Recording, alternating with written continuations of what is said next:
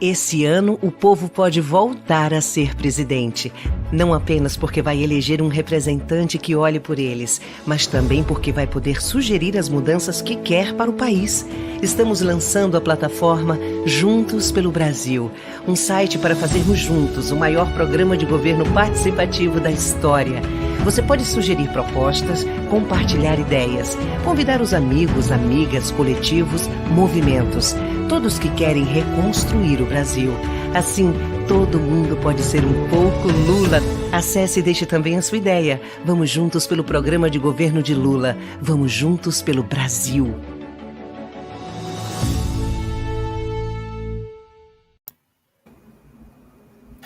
Bom, boa noite a todas e todos. A gente vai iniciar agora mais uma edição da série Diálogos pelo Brasil, que é uma série voltada para o debate de ideias para a gente reconstruir nosso país. Essa série integra a plataforma Juntos pelo Brasil, criada exatamente para permitir a participação popular na construção de um plano de governo da chapa Lula e Alckmin. O tema da nossa conversa de hoje, um tema bastante importante, são as perspectivas para o saneamento básico no Brasil. E para conversar sobre isso, nós contamos com os seguintes convidados. A Renata Furigo, que é engenheira civil, mestre em saúde pública e doutora em urbanismo pela PUC de Campinas.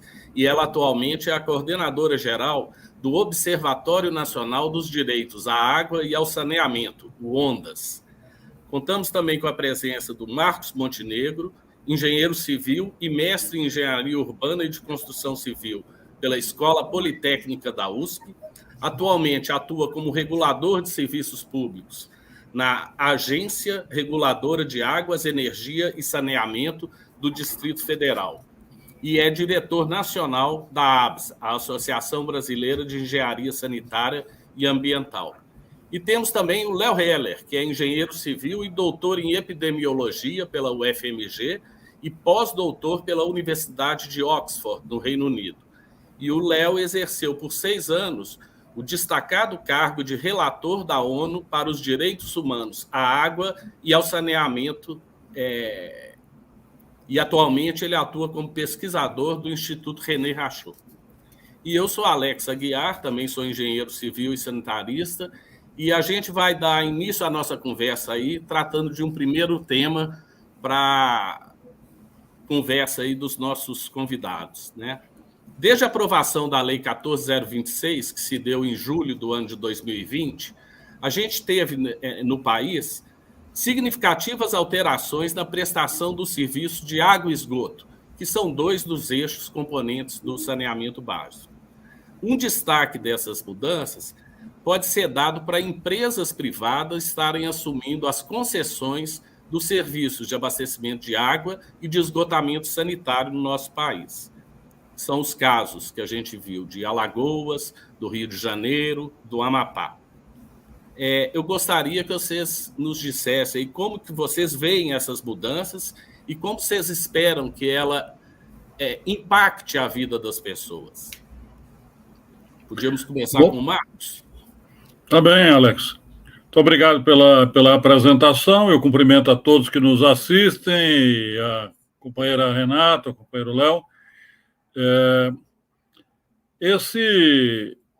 Essa pergunta é muito boa para começar essa conversa nossa, porque as mudanças que foram feitas na Lei Nacional do Saneamento Básico, pela Lei 14.026 em 2020, elas tiveram como justificativa uma propaganda tremenda de que, com as mudanças ali consolidadas, haveria um esforço muito maior para a universalização, haveria maiores condições de universalizar, e que a pedra de toque desse esforço, desse avanço, seria a privatização da prestação do serviço no maior número de locais possível.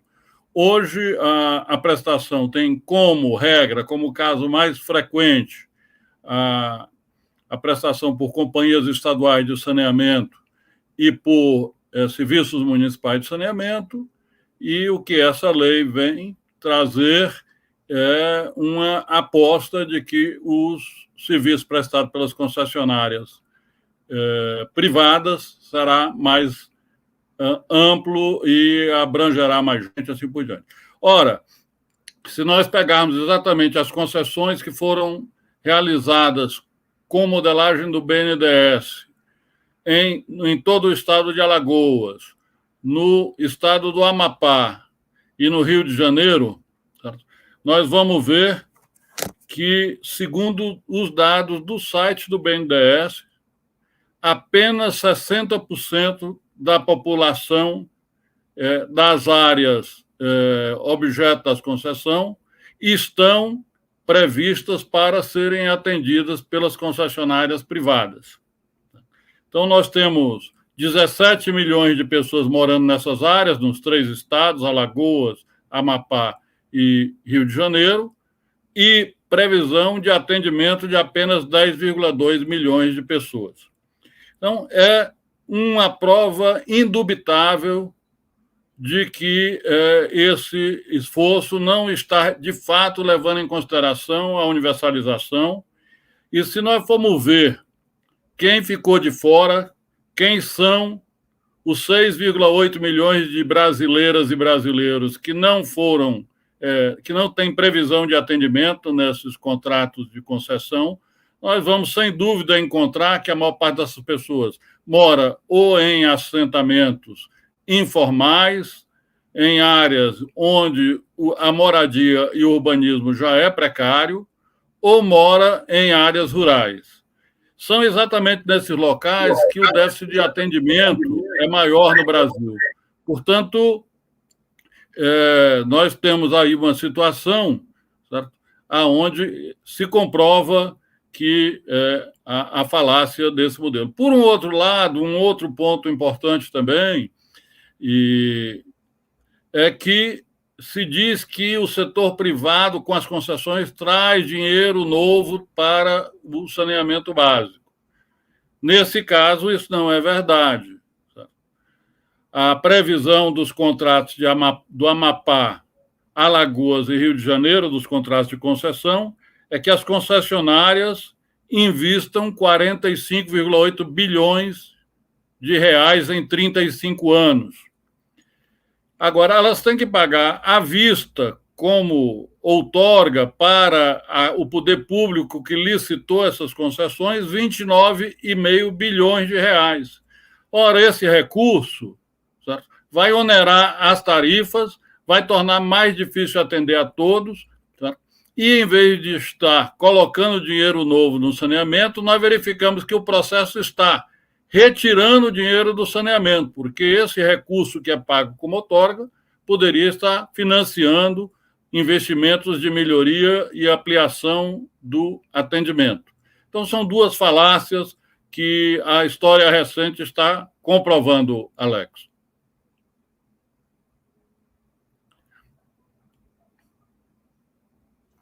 Obrigado, Marcos. Renata, você teria alguma complementação, algum ponto de vista além desses pontuados pelo Marcos?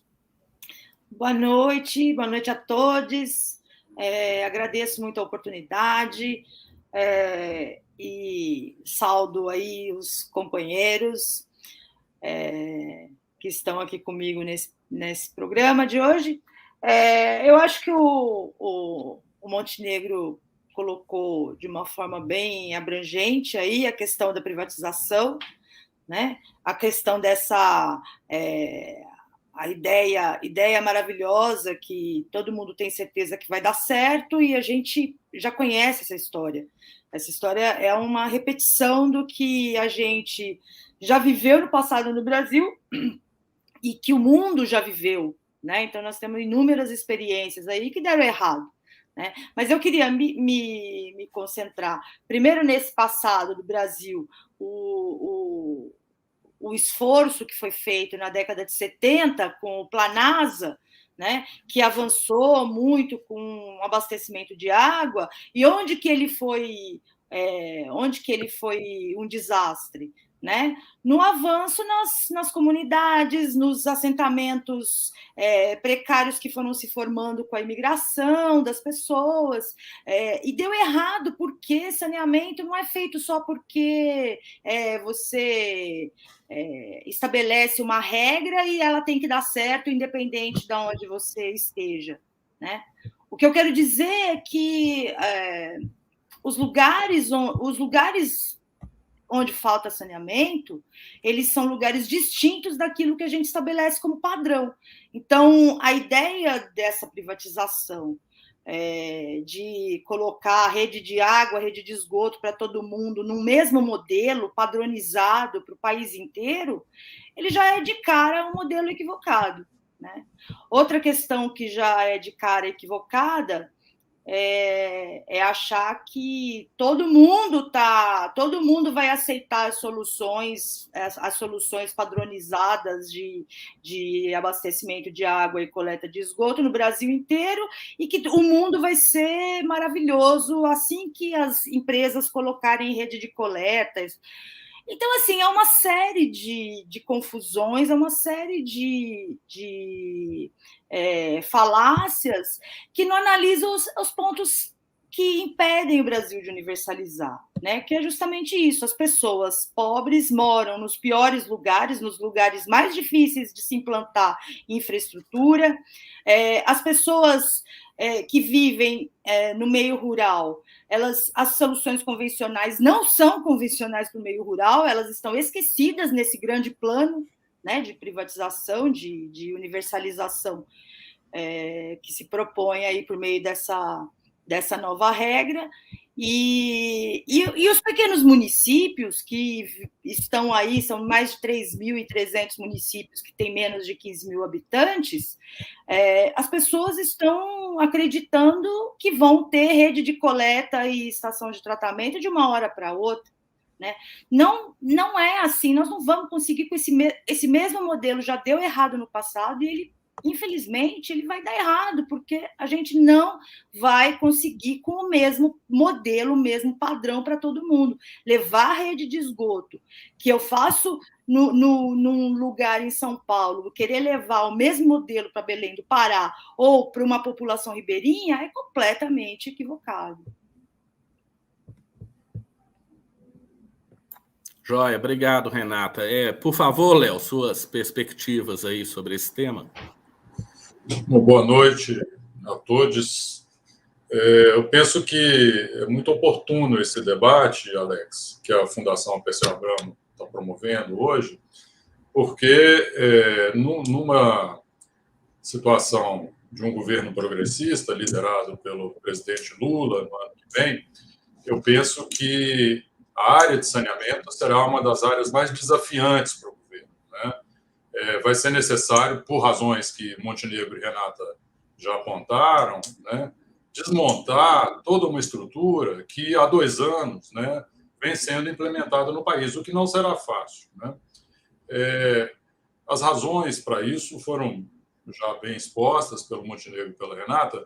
Eu gosto de pensar, como acadêmico, né, não só os efeitos desse processo de privatização, mas as razões, né, de por que a privatização dos serviços de saneamento podem levar a muitas exclusões, discriminação, em última análise, em violações do direito humano à água e do direito humano ao saneamento.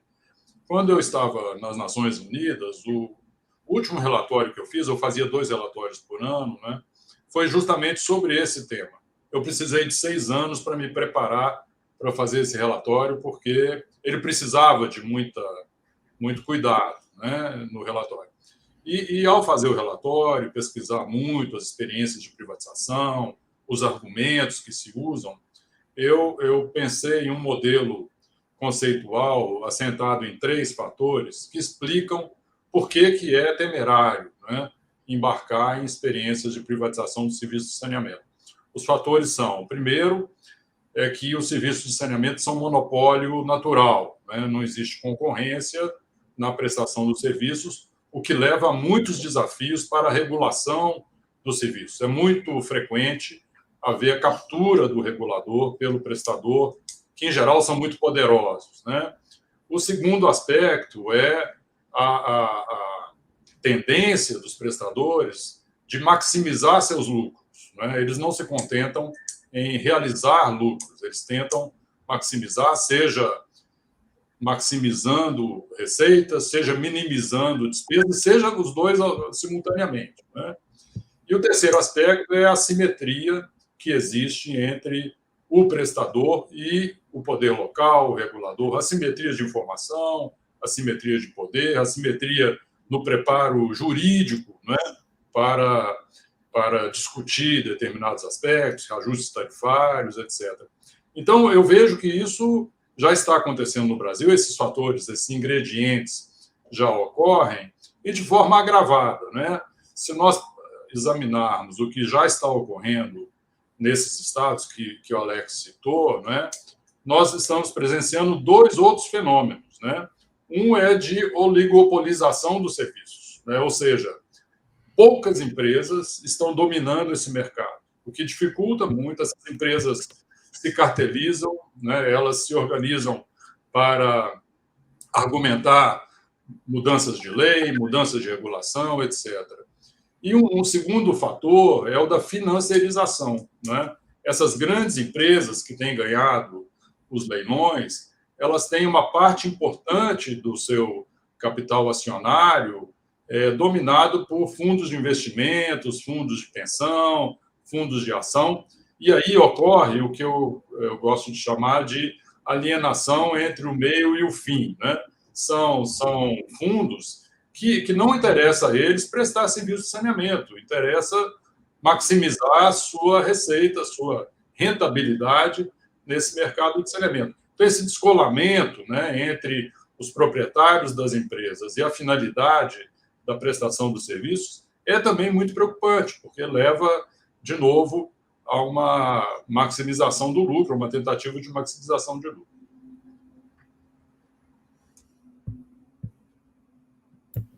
Tá joia, muito obrigado. Parece, assim, a percepção que se tem é que realmente um peso grande dessas alterações está concentrado nessa imposição da privatização, né, que a gente pode destacar também, ela fere a autonomia dos municípios, né, de forma muito direta. Constitucionalmente, os municípios são os titulares desses serviços, e quando você tem a imposição de que esses serviços sejam prestados por um determinado setor, ele meio que conflita aí com a autonomia do município de identificar o que é melhor para si mesmo, né? Eu gostaria de, ainda nesse aspecto da privatização, que eu acho que é importante, a gente discutir um pouco, e aí o Léo, eu acho que tem bastante familiaridade com isso, né? Pela carreira acadêmica, quando a gente embarca em uma pesquisa, em um estudo novo, o primeiro passo sempre ele é voltado para uma pesquisa bibliográfica, para o conhecimento, né? Eu queria pedir para vocês assim, o que vocês trazem de informação a respeito das experiências internacionais e mesmo nacionais com relação à privatização de serviços de saneamento.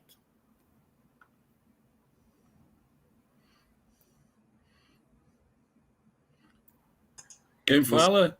Eu sei que tem que passar a palavra, Alex. Eu vou manter a ordem, então. Marcos Montenegro. Bom, no Observatório Nacional dos Direitos à Água e Saneamento, nós temos feito um esforço para acompanhar o que acontece em alguns países do mundo, não é? Então, nós estamos acompanhando aí a reversão na proposta da Constituição do Chile, da privatização da água levada a efeito pelas políticas neoliberais da época da ditadura do Pinochet, que estão esperando, então, agora pela nova Constituição chilena para serem alteradas.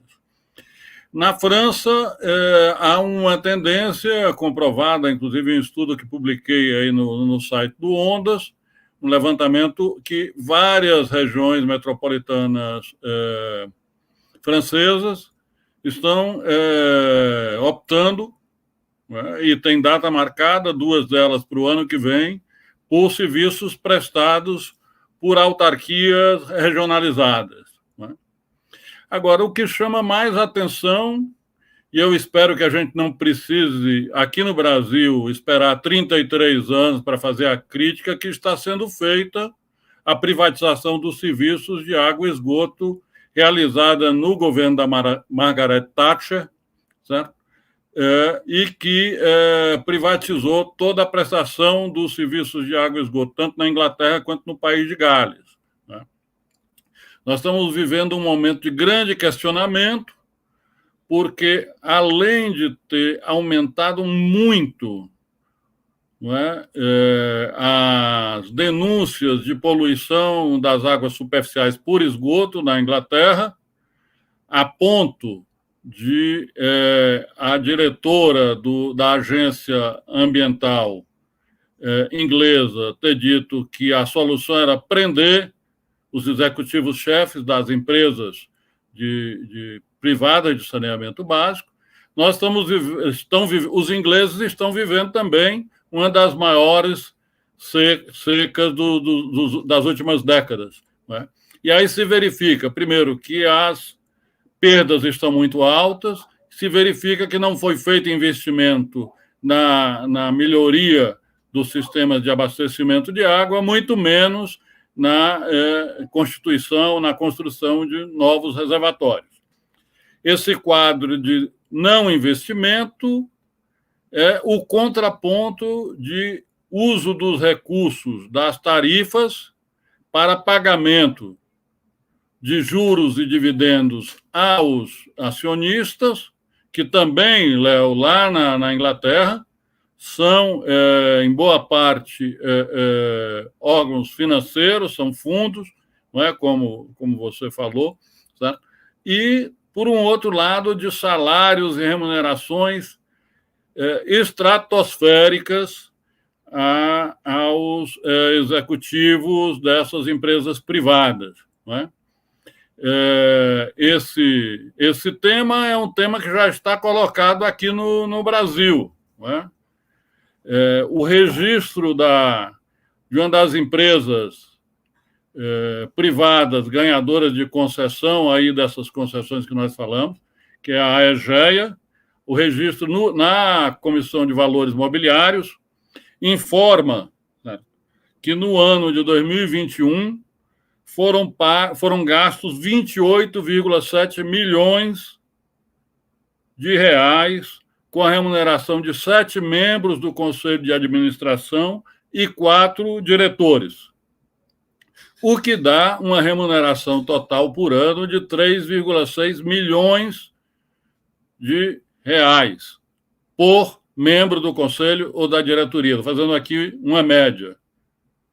Seria ruim se não fosse pouco em relação ao que está previsto para 2022, onde a informação é de que estão reservados 60 milhões para pagamento de executivos, né?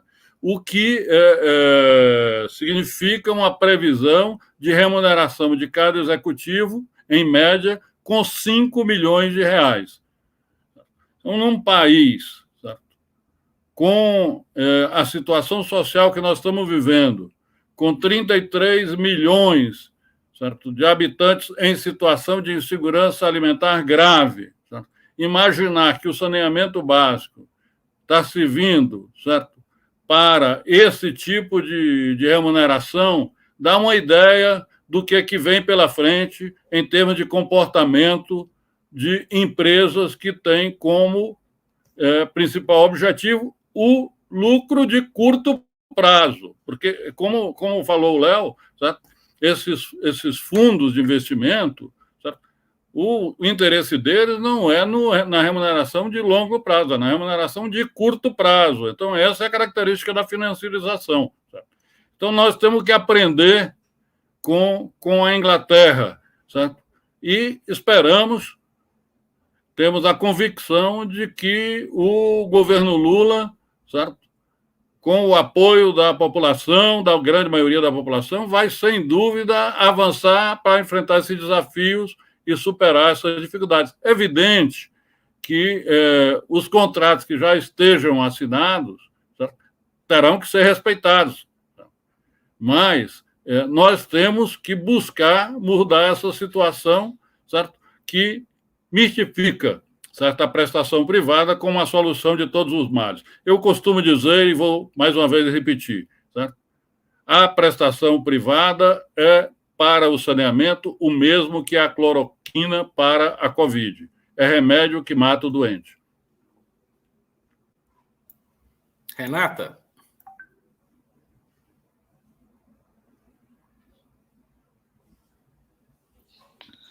É simplesmente indecoroso, né? Essas informações que o Montenegro traz aí são indecorosas, né?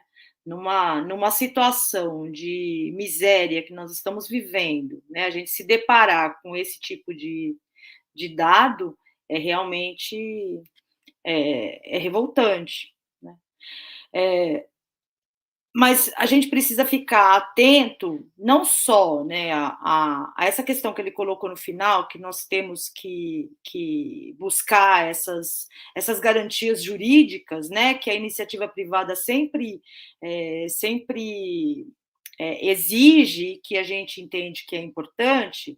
A gente tem que buscar essas garantias contratuais para todos os que atuam no saneamento, né?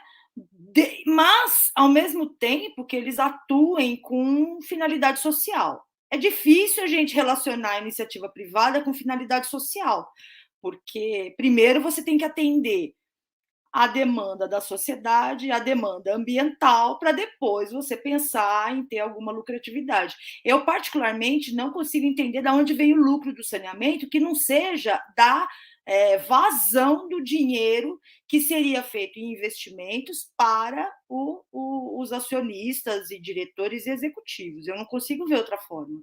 Não consigo entender como é que nós precisamos de tanto dinheiro para refazer a recuperação ambiental das águas brasileiras, para garantir água potável para todas e todos os brasileiros, sem distinção, né? E ainda sobrar tanto dinheiro. Eu não consigo entender. Sinceramente, é uma conta, usando o senso comum, é uma conta que não vai fechar, e não fecha mesmo, né? Mas me preocupa não só a posição das empresas privadas, como os serviços em geral de saneamento, né? Eles têm uma finalidade social, né? Os serviços municipais de saneamento, as empresas estaduais de saneamento, todas elas têm esse compromisso social e ambiental. E o que nós temos visto é um certo afastamento dessas questões, né? Precisamos estabelecer, eu acho que um importante desafio é a gente estabelecer quais os parâmetros que vão nos dar, que vão dizer para que lado que nós estamos seguindo. Quais são os parâmetros? Qual a qualidade da água dos rios urbanos, né, das represas, dos lagos? Qual a qualidade dos lençóis freáticos? Nós vamos perseguir e vamos atingir, né? Esse tem que ser um parâmetro de qualidade das águas, tem que ser a referência para a universalização do tratamento de esgoto, né? E não construção de estação de tratamento de esgoto. São diferentes, né? Quantidade de água distribuída, água potável distribuída, não tem que ser medido por dados da operadora. Tem que ser medido com dados do IBGE, domicílios atendidos, famílias recebendo água, tarifa social, subsídio, sempre que for necessário. O direito à água é o que importa e é o que tem que ser de referência, né? E nós temos que primeiro buscar esses parâmetros e depois, se sobrar dinheiro, divide. Mas eu acho que do jeito que a gente está, é difícil sobrar dinheiro. Obrigado, Renata. E você, Léo, informações aí sobre esses processos de privatização do saneamento no Brasil e no mundo? Pois é, Alex. Esse caminho escolhido pelo Brasil é quase que único no mundo, né? Não tem outro país no mundo que fez uma opção nos últimos anos, né? Nas últimas décadas, talvez, 2 ou 3 décadas, de uma privatização tão extrema, tão radical quanto essa que o Brasil vem adotando, né? Você perguntou pela revisão da literatura, não houve revisão da literatura, né, a se decidir por esse caminho. Ao contrário, foi uma decisão meramente ideológica, não está sustentado em evidências, né, que é o que se espera quando se traça uma política pública, né? Então, a tendência hoje que predomina, né, e não é única, né, nos países do mundo, ao contrário de privatizar, é desprivatizar, é cancelar privatizações que ocorreram no passado, nos últimos 30, 40 anos, desde a década de 90, principalmente, né? Isso tem ocorrido em várias partes do mundo. O Montenegro citou alguns casos na Europa, né? E o Montenegro tem feito um trabalho extraordinário e tem, né, eu agradeço muito a ele, né? Ele tem conseguido traduzir, né, informações, né, que circulam, que não circulam facilmente no Brasil, né, para o idioma brasileiro e nos atualizando sobre isso. Agora, isso tem ocorrido na Europa, né, insatisfações na Inglaterra, remunicipalizações na França, né? Mas não apenas na Europa, também em países mais pobres, em desenvolvimento. Tem uma organização chamada TNI, Transnational Institute, que é uma espécie de observatório das remunicipalizações, né? O último dado que eles mostraram foi de que, de 2000 a 2019, eles conseguiram registrar mais de 300 casos de remunicipalização em várias partes do mundo. Eles têm isso mapeado, inclusive mostram as razões, né, do poder público ter decidido pela remunicipalização. Então, tem casos que são muito emblemáticos, né, casos europeus, como Paris, Berlim, Budapeste, na América Latina, Buenos Aires, La Paz, Cochabamba, Jacarta, na Ásia, tem casos em Moçambique, Atlanta, nos Estados Unidos, né? Então, são casos de diversas naturezas, diferentes perfis econômicos dos países, né? E, em geral, por insatisfações, né, de diferentes tipos com a prestação privada. Em alguns casos, não é um rompimento de contrato, é uma não renovação de contrato, mas mostra isso. Talvez, eu não sei quanto tempo que a gente tem, mas eu queria falar rapidamente de um caso, né, que me parece emblemático, talvez não seja o mais importante, mas é muito emblemático, que é o de Buenos Aires, né? Buenos Aires decide, no auge do neoliberalismo, né, do governo Menem, em Buenos Aires, decide privatizar. É bom lembrar que Buenos Aires ela tem uma jurisdição federal, né? Então, quem decide as coisas em Buenos Aires é o governo nacional. Então, o governo Menem faz um leilão, ganha uma empresa lá, um consórcio, né, que tem uma maioria da Suez, mudou de nome já várias vezes, que era uma das maiores empresas multinacionais da água do mundo, francesa, em consórcio com uma espanhola e uma nacional e com um pouco de ações dos trabalhadores. Isso ocorreu em 92, né?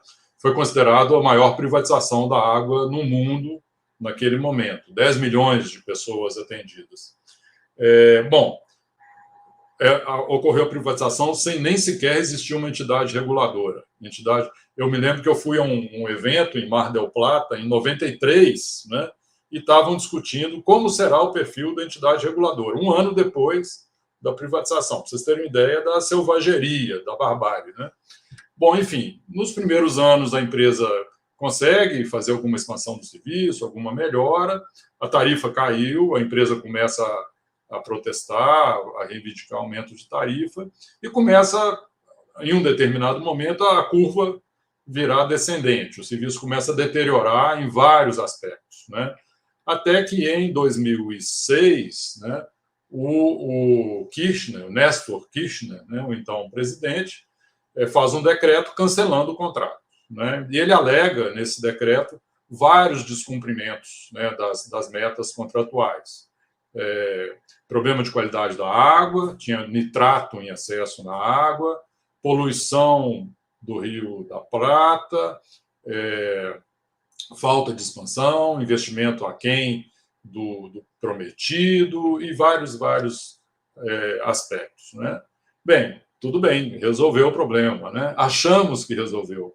O que aconteceu é que as empresas que foram retiradas entraram nas cortes de arbitragem internacional, né, solicitando uma indenização para o governo da Argentina, né?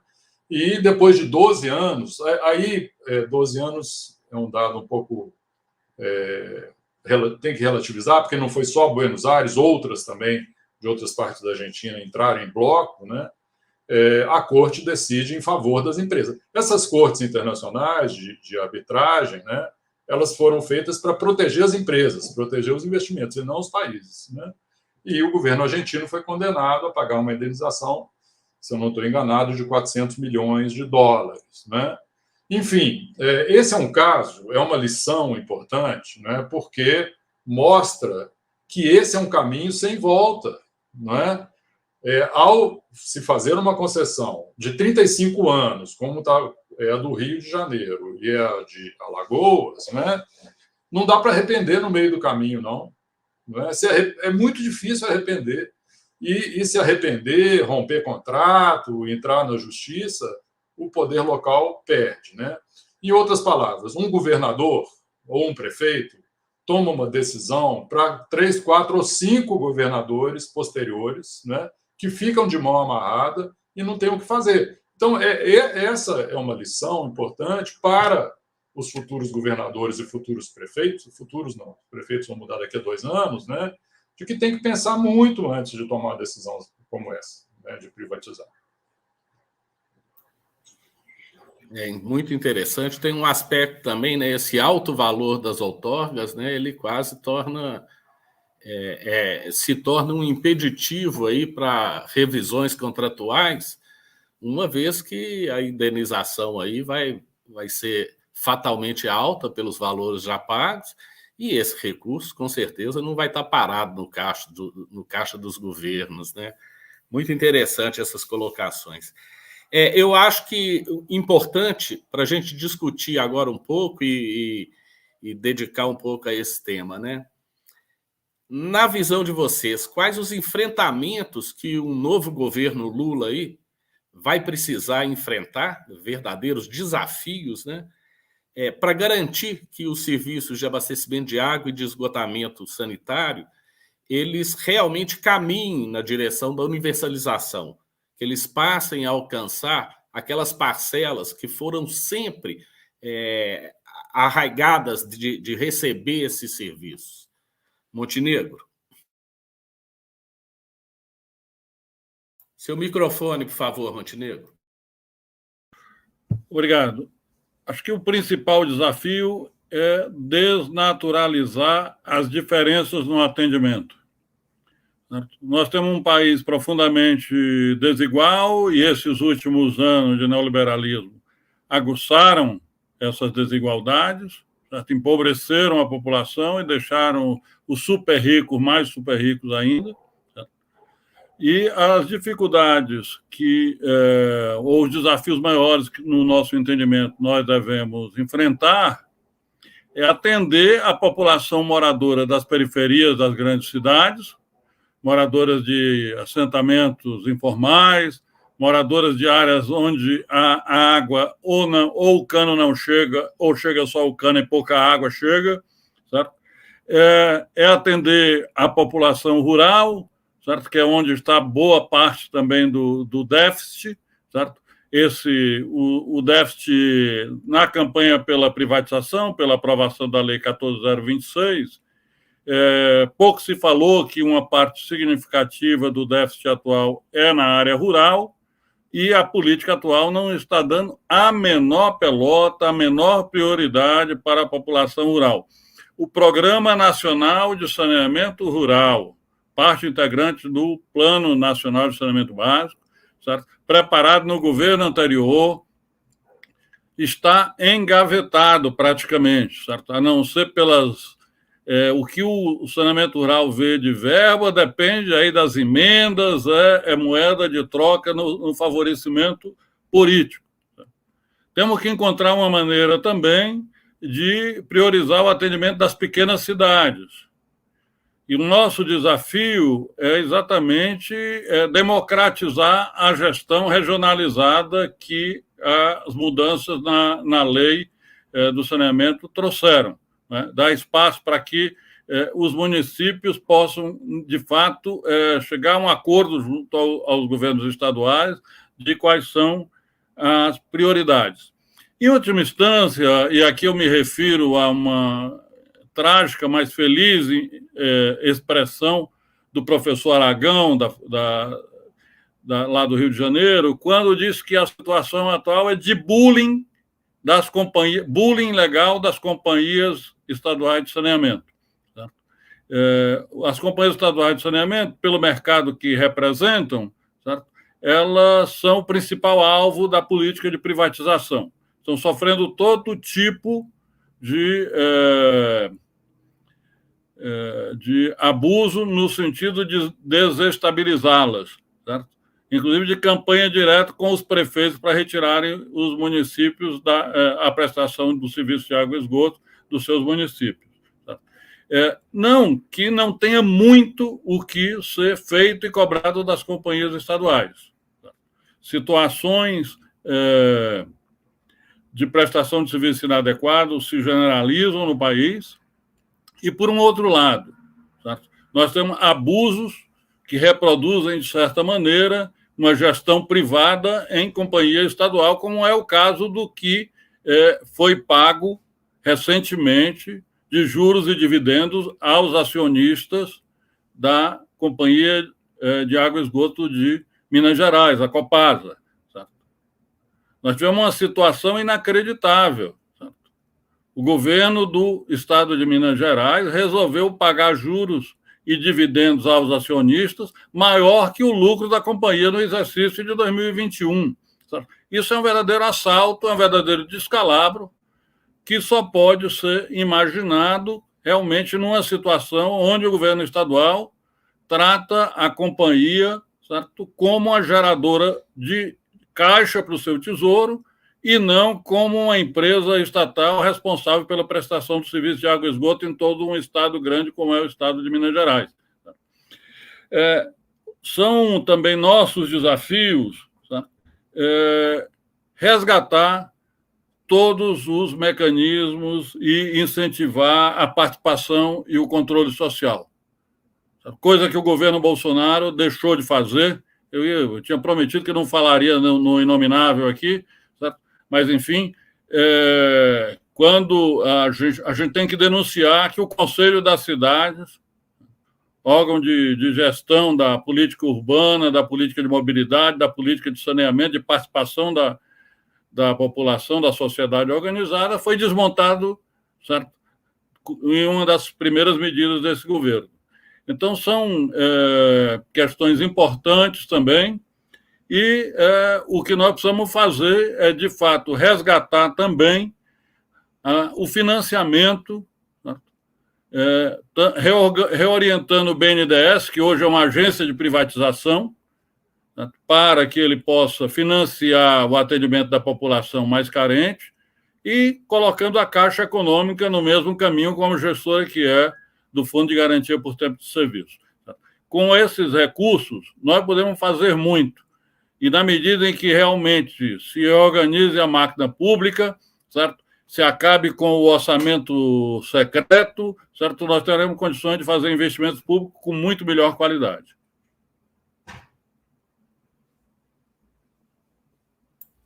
Renata, por favor.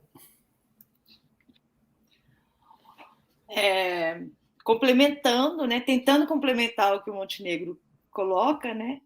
Que ele é bem explícito, mas eu acho que, além dessas questões, existem dois desafios fundamentais. O primeiro, né, a universalização é para agora. Parece um pouco absurdo eu falar isso, mas é que assim, nós já estamos falando disso já faz muito tempo. Né? E nós não vamos, vai chegar 2030, vai chegar 2040, 2050, a gente vai estar sempre com essa conversa. Então, vamos fazer o seguinte, vamos mudar a conversa, vamos fazer agora, né? O que nós podemos fazer agora, o que nós podemos fazer de médio prazo e o que a gente pode fazer de longo prazo, né? Agora, nós precisamos garantir água potável para as pessoas beberem. As pessoas lá da Maré, no Rio de Janeiro, não pode tomar água amarela, né? A pessoa que vive no campo não pode tomar água cheia de pesticida. São problemas complexos, nós precisamos resolver, e a gente sabe como resolver. A gente tem que ser criativo. Também, se não fosse para exigir da gente, somos aqui 4 engenheiros conversando, se não fosse para exigir criatividade da gente, vamos embora para casa, chama outro. Nosso papel é ter essa criatividade, é resolver esses problemas da sociedade, né?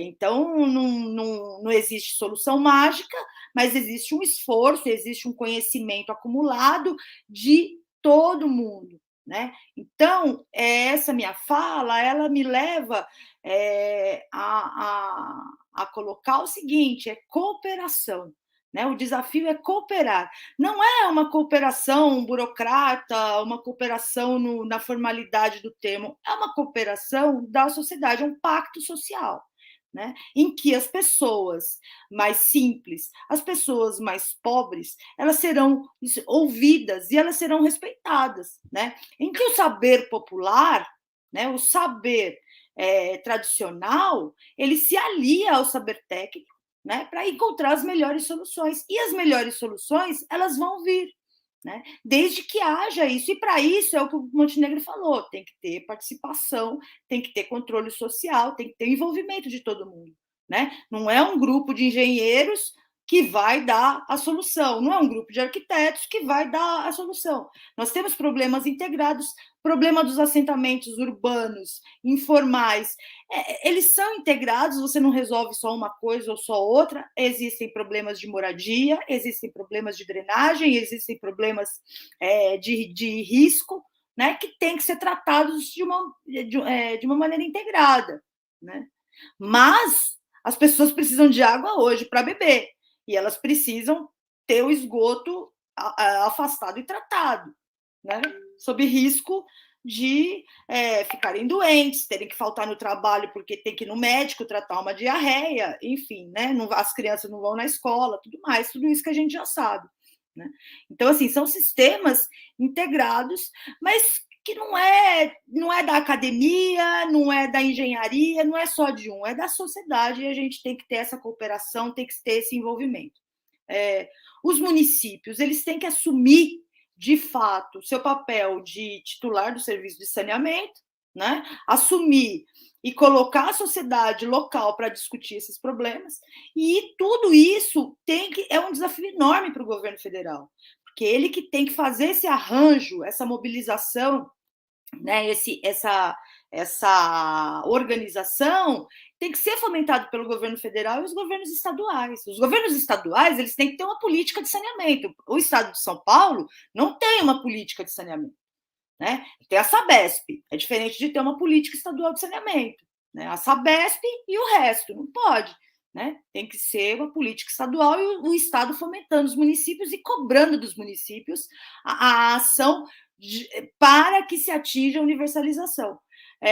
Qualquer programa, eu acho que um pacto pelo saneamento, né, ele requer que qualquer ação de qualquer natureza que implique em obras, em serviços e em emendas parlamentares tenha que ter uma contrapartida daquele que está recebendo o recurso público em universalização de saneamento, né? O que nós vamos fazer para universalizar o saneamento hoje? É isso, né?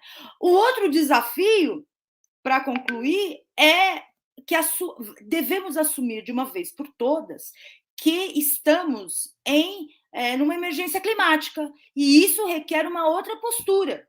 Os sistemas de infraestrutura, hoje, são sistemas frágeis diante dos riscos climáticos que nós estamos correndo, né? Então, se ocorre, é muito simples dar soluções convencionais de coleta de esgoto e não avaliar os riscos ambientais dessas soluções, né?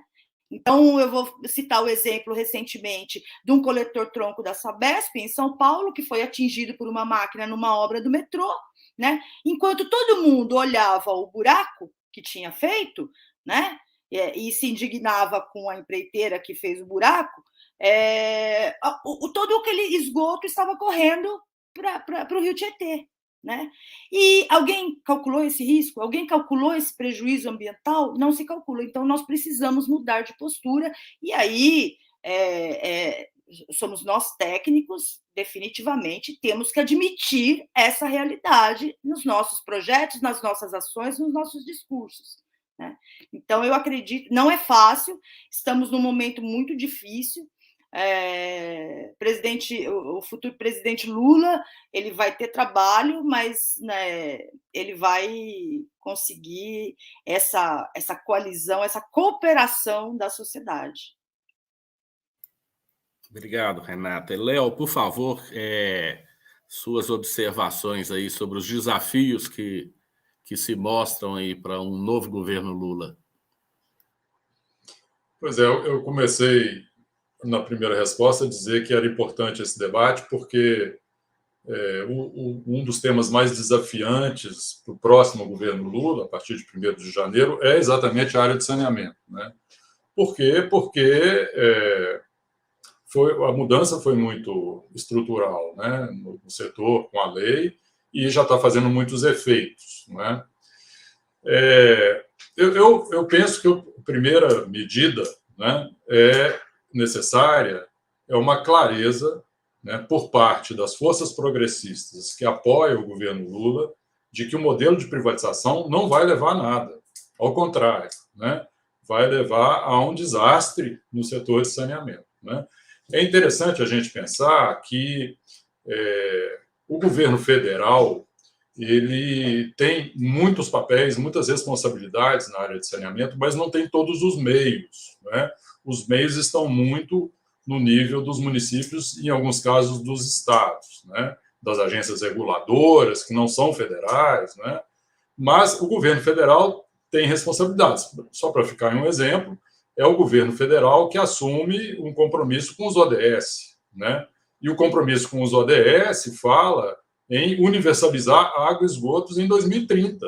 Né? Não é 2033, como está na lei, é 2030. Então, o governo federal precisa agir, né, para desencadear essa máquina, né, de estados, municípios, agências reguladoras, sociedade, como a Renata falou, para que a universalização atinja. Né? Então, se não houver clareza de que esse modelo precisa, eu não diria ser rompido, porque em alguns casos vai ser muito difícil romper, nos estados que já começaram, mas pelo menos interrompido, e os danos mitigados, né, vai ter que ser uma política de mitigação de danos, né, desse modelo, não vai levar a nada. Né? Ficar acreditando na falácia de que o dinheiro para saneamento virá das empresas privadas, como o Montenegro muito bem ressaltou, uma inverdade, né, que vai levar a consequências muito danosas. Então, em primeiro lugar, precisa haver consciência por parte de quem está encarregado de pensar o programa de governo, de quem vai compor o governo a partir de janeiro, de que precisa ter medidas muito rápidas, né, para modificar essa tendência que nós estamos vivendo. Né? Bom, além disso, Montenegro e Renata já apresentaram vários aspectos, eu destacaria alguns. Né? Precisa ter investimento público. Né? Não há no mundo nenhum caso de um país que tenha universalizado água e esgoto sem maciços investimentos públicos. Né? Então, precisa ter investimento da União, né? Transparente, investimento via emenda parlamentar não vai levar a nada também, ao contrário, é um sumidouro, né, de recurso público para que as medidas necessárias sejam implementadas, sejam obras, sejam recursos para estruturar o serviço. Os serviços de saneamento estão muito desestruturados, como já foi apontado pelos meus colegas. Então, é o que o Plan SAB chama de medidas estruturantes. Né? Precisa investir em melhorar a gestão. Né? Melhorando a gestão, a gente tem o próprio setor de saneamento levantando recursos tarifários para fazer investimentos por eles mesmos. Né? Precisa colocar em cena, né, como o principal orientador das políticas de saneamento, o conceito de direitos humanos à água e ao saneamento. Né? o Ondas liderou um PL, né, que está tramitando na Câmara, para incluir na legislação princípios dos direitos humanos à água e ao saneamento, e existem PECs, né, tramitando, alterando a Constituição para isso. Isso tem um efeito não apenas simbólico, mas um efeito prático indiscutível. Eu acho que isso precisa ser muito também impulsionado pelo governo. Queria reforçar o que o Montenegro disse sobre saneamento rural, né? No ritmo que as coisas vão indo, o saneamento rural vai universalizar daqui a 200 anos, né? Então precisa ter prioridade absoluta em implementar o Programa Nacional de Saneamento Rural. E a outra coisa que é muito prática, operacional, precisa recolocar em cena as companhias estaduais, eu não tenho dúvida disso. A lei proíbe, né, que as companhias estaduais estabeleçam contratos de programa, né, no âmbito da cooperação interfederativa, né? Isso é um absurdo, todo esse patrimônio, né, que foi conquistado desde a década de 1970 ser desperdiçado e substituir isso, né, pelas empresas privadas, né? Não que as companhias sejam maravilhosas, Montenegro citou aí um caso, né, do meu estado, mas tem que apostar nelas, melhorar, aperfeiçoar e não perder esse patrimônio que foi conquistado, né? Mas eu queria insistir nisso, hein? Clareza de que esse modelo... Por que eu estou insistindo nisso? Porque eu vejo que não há consenso, né, nos setores progressistas que estão à frente das políticas públicas na campanha, no programa do governo Lula, né? Se a gente não tiver essa clareza, é uma área que o governo progressista Lula vai ficar devendo para a sociedade. Bom, muito bom. A gente já está com nosso tempo aqui praticamente esgotado, temos aí menos de 3 minutos, e a gente tinha algumas perguntas no chat, de pessoas que se manifestaram acompanhando aqui nossa live. Eu vou pedir desculpa e deixar, depois encaminhar para isso, se a gente conseguir enviar as respostas aí por alguma forma, tá? Eu gostaria muito de agradecer a participação de nossos convidados, agradecer as pessoas que acompanharam essa transmissão ao vivo aí pelos diversos canais. A gente precisa muito agradecer à Fundação Perseu Abramo e aos membros de trabalho da plataforma Juntos pelo Brasil, porque essa é uma oportunidade única e de uma iniciativa muito importante e que ela já marca com uma classe aí muito diferenciada o que é uma proposta de um governo Lula em termos de participação popular, né? É um canal aberto para que as pessoas proponham temas, para que elas venham discutir, e são muito enriquecedoras, né? Agradeço muito aí a presença do Marcos Montenegro, da companheira Renata Furigo, do professor Léo Heller, e me despeço aqui de todos com a manifestação da nossa esperança aí, que o nosso país retome a estrada da felicidade aí com o novo governo Lula e com muita esperança de água e esgotamento sanitário para todos nós. Um grande abraço a todos e muito obrigado pela participação.